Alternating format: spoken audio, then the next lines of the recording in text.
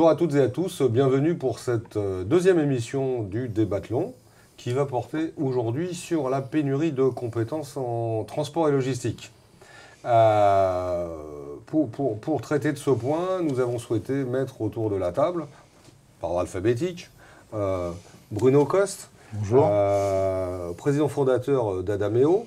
Adameo est un cabinet de conseil spécialiste de la supply chain qui intervient auprès des sociétés industrielles de négoce et de distribution, ainsi que des prestataires transport et logistique sur trois métiers: le conseil en supply chain, l'intégration technologique et SI, le recrutement, les ressources humaines en supply chain, ainsi que l'accompagnement des dirigeants et le management de transition. C'est à de multiples titres, en tant que recruteur et en tant que patron de ce cabinet, que vous allez intervenir aujourd'hui. À ma droite, Maxime Dumont. Maxime Dumont est secrétaire confédéral de la CFTC. Tout à fait, bonjour. Bonjour. Vice-président de la Fédération générale des transports de la CFTC. Et surtout, il intervient aujourd'hui en tant que président de la CPNE, Commission paritaire nationale pour l'emploi et la formation, dans les transports routiers de marchandises et activités auxiliaires. Donc, qui représente à la fois les salariés et les employeurs. C'est totalement paritaire. Et qui suit l'évolution des métiers et des emplois. Effectivement, il pourra rentrer dans le détail des actualités et des relevés et des statistiques les plus récentes. Jean-Sébastien Léridon, bonjour. Bonjour Jean. Directeur général de Relais Colis. Relais Colis, que nous connaissons bien. Premier réseau de livraison de colis aux particuliers en relais et à domicile. Partenaire incontournable du e-commerce, qui livre et transporte 32 millions de colis, ça augmente tous les ans, par an. Ça sera plutôt plus cette année, grâce à son réseau intégré, qui a un peu plus de 45 ans, 4 hubs, 27 agences régionales, 6 000 commerçants. À peu près, oui, c'est ça. À peu près, l'ordre de grandeur, en proximité, en France et en Belgique. Et un employeur pour un certain nombre de métiers relativement importants, 400 salariés directs. Voilà, enfin, 480 maintenant. 480, voilà, la croissance à l'aune du secteur et du e-commerce. Je vous propose de démarrer. Pénurie de compétences en transport et logistique. Nous avons quelques chiffres qui ont été relevés en 2017, un rapport fort intéressant qui avait été élaboré par Pôle emploi. Pour vous rapporter quelques éléments dimensionnants, le transport, la logistique et la supply chain en France, c'est 1 900 000 emplois. Donc 700 000, un peu plus de 700 000 dans le transport routier de marchandises, logistique, activité auxiliaire. Tout à fait. Donc nous constatons au travers de cette étude fournie par Pôle emploi qui fait référence à un déficit de l'ordre de 540 000 emplois à pourvoir sur 10 ans. Donc 40 000 emplois de cadres. Donc la première question, pénurie. Donc pénurie y a-t-il? Pénurie il y a. Sur quel poste? Sur quel métier? Quel est le constat que vous en faites vous-même auprès de la CPNE, Maxime? Alors au niveau des chiffres que je vais vous donner là, ce qui est bien, c'est que nous avons eu le rapport de l'OPTL, de l'Observatoire prospectif des transports et de logistique, qui est paru la semaine dernière. Donc c'est des chiffres tout frais, j'allais dire tout frais moulu. Donc première chose déjà, comment se porte le transport routier? Bien sûr, transport routier en général, transport routier et marchandises et voyageurs, ainsi que bien évidemment la logistique. On fait une progression cette année de 6,5%, ce qui est bien, parce que des secteurs d'activité ne sont pas à ce niveau-là de production, mais c'est sur ces 6,5%, il faut quand même savoir que par rapport à l'année dernière, on est en décroissance de presque la moitié. C'est-à-dire que l'année dernière, on était à une progression de 13,5% dans le nombre de tonnes kilomètres transportées en France. D'où vient cette dépréciation, j'allais dire? Elle vient tout simplement qu'aujourd'hui, on est à 39,5% du transport de marchandises qui est fait par l'étranger. Il n'y a pas tous les pays de la communauté européenne essentiellement qui viennent caboter sur le territoire français, très clairement. Donc, un transport routier qui ne se porte pas si mal que ça, mais qui par contre peine à prendre des parts de marché et peine également donc à se stabiliser au niveau des transports européens qui continuent de prendre le gros entre guillemets de nos transports. Ceci n'empêche pas que nous sommes aujourd'hui dans une situation où on manque cruellement de conducteurs.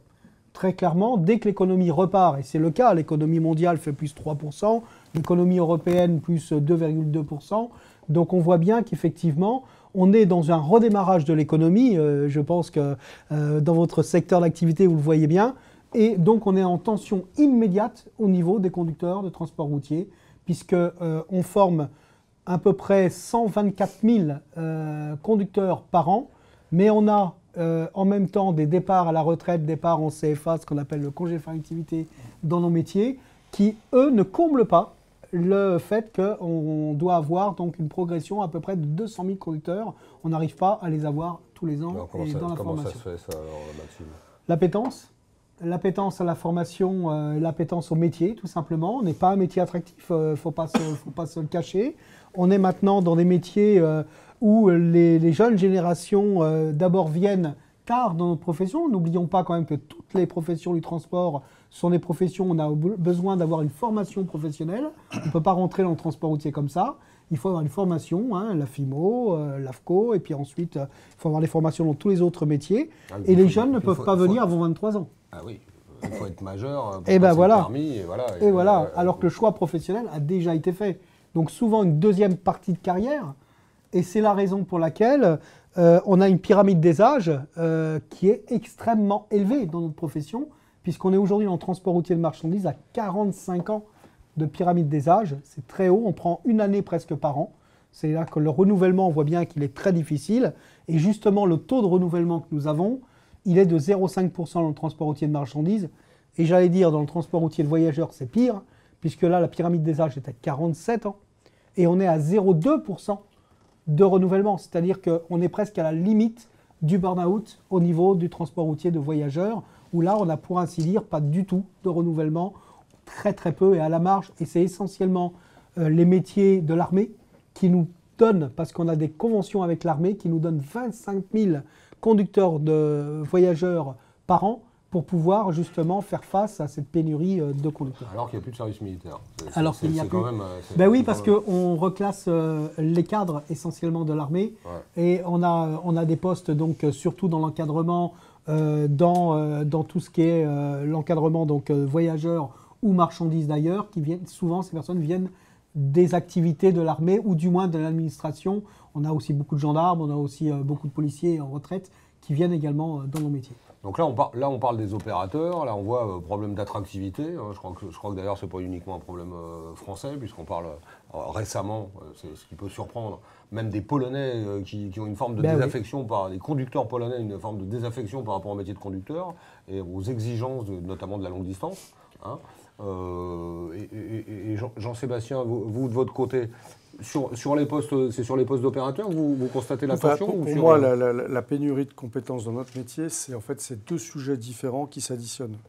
Il y a d'un côté la pénurie sur tout ce qui est ouvrier, employé, y compris roulant, où là, on a effectivement des métiers peu qualifiés, surtout dans notre cas où on n'a quasiment que du VL. Donc on n'a pas un sujet de qualification, mais on a vraiment un sujet de pénibilité et donc d'attractivité. Donc là, il faut effectivement former et réussir à fidéliser les jeunes, parce que l'inconvénient est aussi l'avantage. Hein. C'est des métiers non qualifiés, donc qui peuvent s'adresser à tous. Et on a de l'autre une pénurie sur les cadres et la maîtrise, où là, c'est plus du tout un sujet d'attractivité comme ça l'était il y a 20 ans, moi, quand j'ai débuté.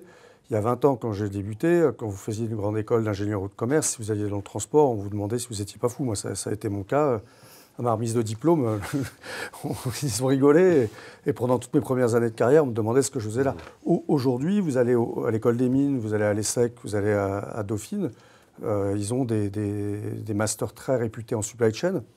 Donc, c'est plus du tout le sujet de l'attractivité, parce que la data, l'e-commerce et la mécanisation ont donné vraiment, et l'intelligence artificielle, c'est l'aide de noblesse à notre très beau métier. Donc là, la difficulté, c'est plus l'attractivité, c'est de trouver des profils hybrides, où en fait, notre métier, sur ces populations-là, il faut à la fois qu'on ait des gens qui sachent compter, qui soient très chiffres, parce qu'on fait un métier de data. On fait aussi un métier d'ingénieur avec beaucoup de process, mais on fait, et tant mieux, un métier d'homme et de femme. Donc il faut aussi un drive humain. Donc il faut, là où vous avez souvent dans les startups, un mot à la mode, des boîtes de data avec des ingénieurs ultra forts en maths d'un côté, ou des métiers de service, où là vous allez chercher des profils des leaders, là il vous faut la synthèse des deux. Et donc là c'est effectivement compliqué de trouver ces super mathématiciens, ingénieurs, pleins de charisme dans nos métiers. Donc là, pour le coup, c'est un sujet là, plus de sourcing de talent, là où effectivement, je vous rejoins tout à fait, sur les autres populations, c'est un sujet d'attractivité encore. Sur des types de fonctions qui sont d'encadrement plutôt technique, études, management général. Les deux, parce que vous prenez un chef d'agence maintenant dans une boîte de transport, il faut qu'il sache gérer des outils. On parle d'intelligence artificielle sur tous les sujets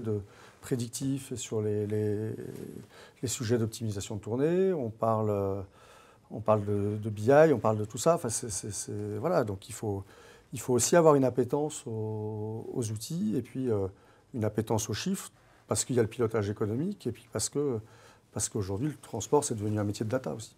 C'est le même constat. Les clients Adameo Fil expriment des demandes de même nature ou il y a d'autres fonctions Je rejoins parfaitement ce qui vient d'être dit. En fait, aujourd'hui, on a plus vraiment ce souci d'attractivité, puisque le job est devenu vraiment sexy, pour utiliser un mot sympa, vraiment. Donc on retrouve aujourd'hui pas mal de jeunes types qui viennent naturellement vers nous. En revanche, on a des jobs aujourd'hui qui demandent une alliance de compétences de plus en plus profonde. C'est-à-dire qu'un patron d'agence, c'est quelqu'un qui va gérer du chiffre, c'est quelqu'un qui va faire du management, c'est quelqu'un qui va gérer la relation client, c'est quelqu'un qui va gérer son PNL, et c'est quelqu'un qui doit avoir une vision du détail tout en ayant également une vision un peu prospective. Donc c'est compliqué d'avoir ce type de profil aujourd'hui, de trouver de tout en un. Et donc, en fait, ce qu'on fait, c'est qu'on essaie de trouver des profils et que petit à petit, on va onboarder, qu'on va faire monter en compétences, qu'on va mettre avec des seniors. Et en fait, on va essayer de créer des couples avec plutôt des profils seniors et des profils un peu plus médiums pour faire en sorte de faire monter un petit peu les compétences de ces deux C'est peut-être aussi une possibilité de combinaison de la seniorité avec des plus digital natives, j'ai envie de dire. C'est ça qui est pas mal, c'est qu'en fait, on disait, on n'a plus besoin de vieux aujourd'hui, ce qui est faux. Nous-mêmes, au sein du cabinet, on a recruté des personnes un peu âgés, qui ont dépassé même la soixantaine, et qui sont là pour accompagner les jeunes, donc qui, eux, apportent une certaine fraîcheur, un certain dynamisme, une connaissance, on va dire, de la data, des nouvelles technos, etc., mais qui sont un peu foufous, qui n'ont pas nécessairement tous les fondamentaux de notre métier et qui, justement, profitent des fondamentaux des anciens, et tout le monde, en fait, monte en compétence par rapport à ça, et chacun s'enrichit de l'expérience de l'autre. Voilà, donc là, c'est ce qu'on essaie de mettre en œuvre aujourd'hui, en tout cas chez nous, au sein du cabinet. Maintenant, c'est vrai que quand on a des missions de recrutement avec ce type de profil à trouver, c'est toujours un peu compliqué, parce que il faut expliquer aux clients que les moutons à 18 pattes, ça n'existe pas.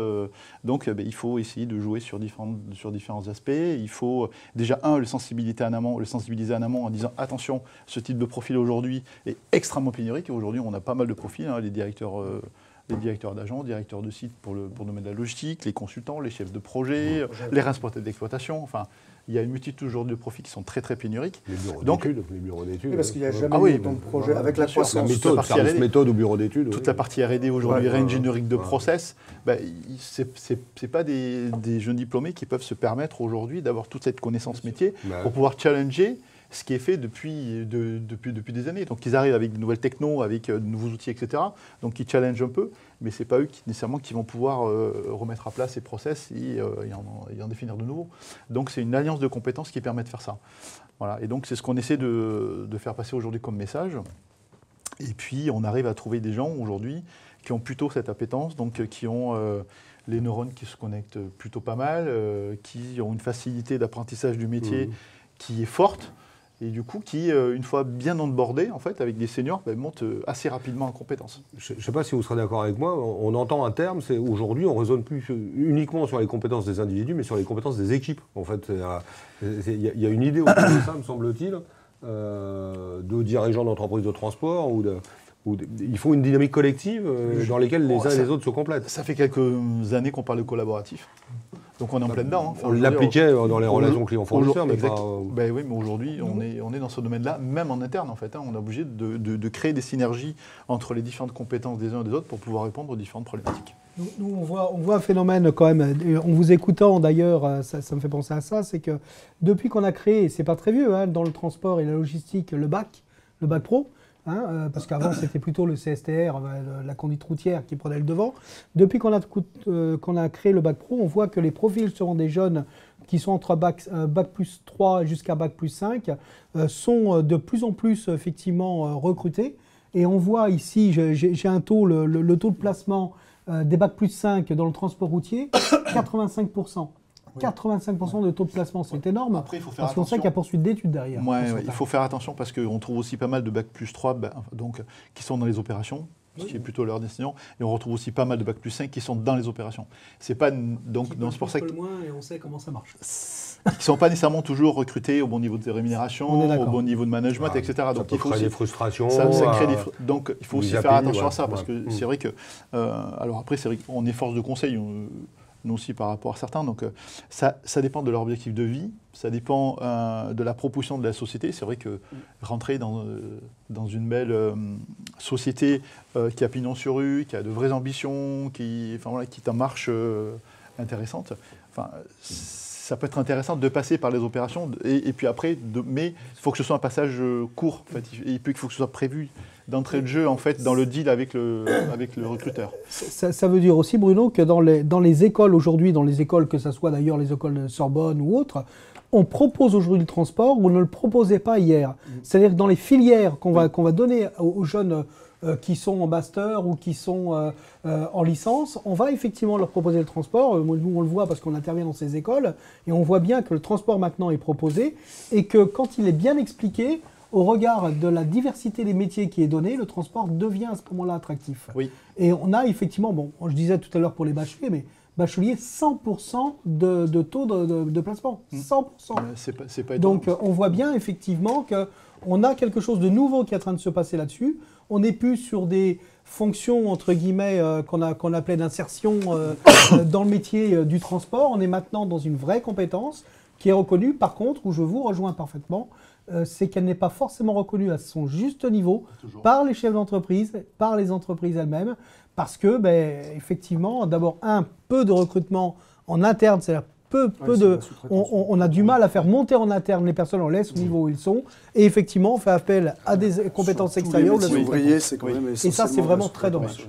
Ça va peut-être évoluer, parce que comme on repasse dans une pénurie en Europe de sous-traitants, ça va tout à fait évoluer. Mais effectivement, sur tous les métiers ouvriers employés, la tendance depuis 6-7 ans, c'est général, je pense que même aux États-Unis en 2007, on évoquait le point, puisque ça démarrait, ils n'ont pas vécu 2008 comme en Europe, et effectivement, cette pénurie amorcée, à la limite, le changement de modèle en 2008, ou l'effet crise, a retardé l'impact de la pénurie, mais là, aujourd'hui, on est en plein dedans.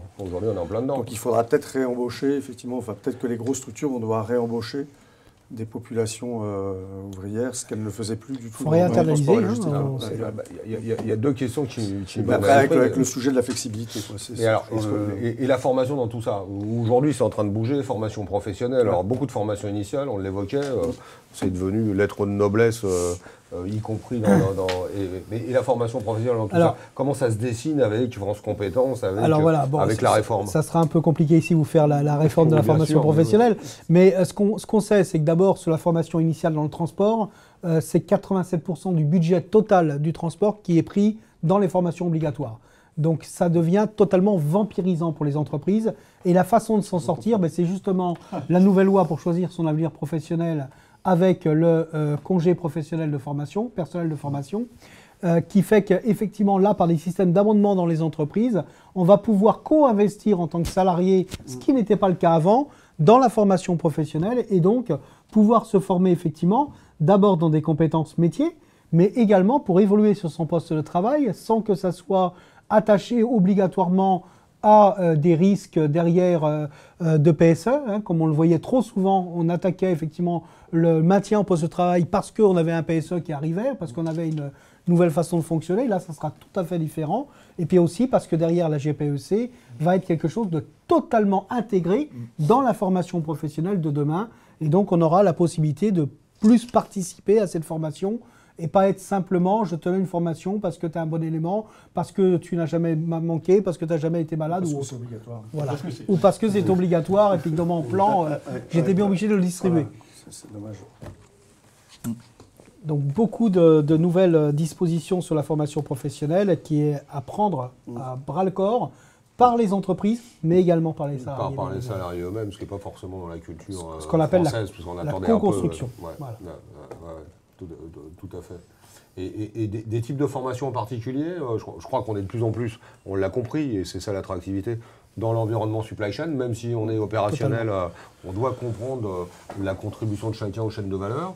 Mais y a-t-il des formations en particulier qui intéressent les uns ou les autres, ou sur lesquelles le focus doit être porté, existantes ou potentiellement... Aujourd'hui, il y a des métiers, il y a des métiers pénuriques, hein, les métiers de commerciaux, les métiers d'affréteurs, des métiers de consultants, des métiers de chef de projet, sur lesquels il faut avoir un ensemble de compétences.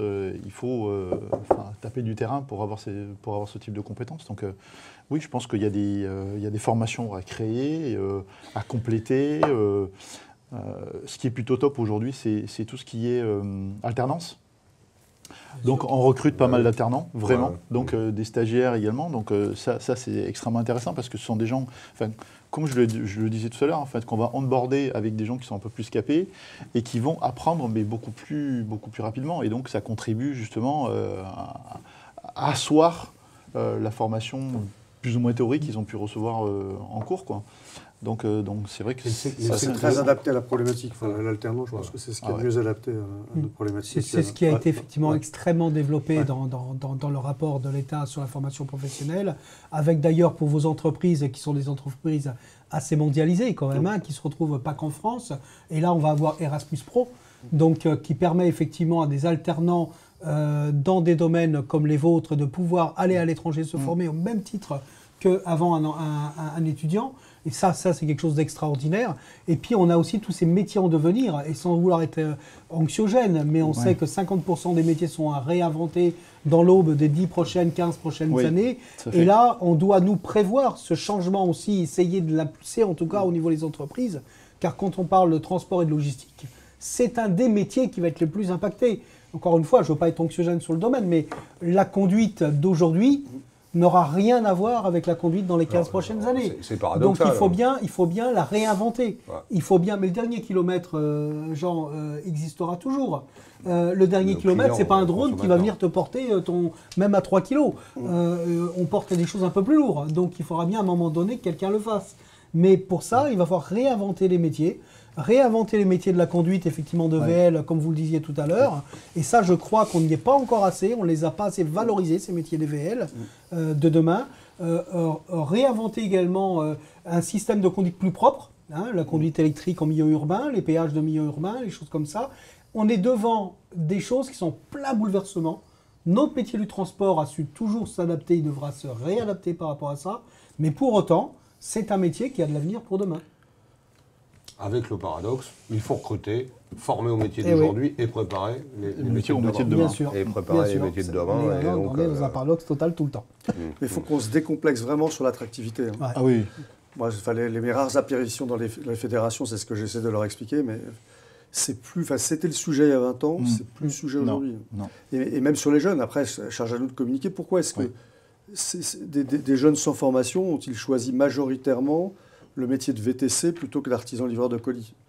Je ne suis pas sûr qu'ils étaient gagnants en termes de rémunération et de mode de vie. Donc c'est là où aussi on a au niveau des entreprises, et pourquoi pas, si on n'y arrive pas au niveau des entreprises, des fédérations des pouvoirs publics du travail, parce que c'est pas normal. Je pense que ce sont deux métiers très difficiles, mais je pense que le métier de livreur de colis, pour quelqu'un de bien organisé, qui sait bien négocier ses contrats, est, je pense, plus attractif que celui de VTC.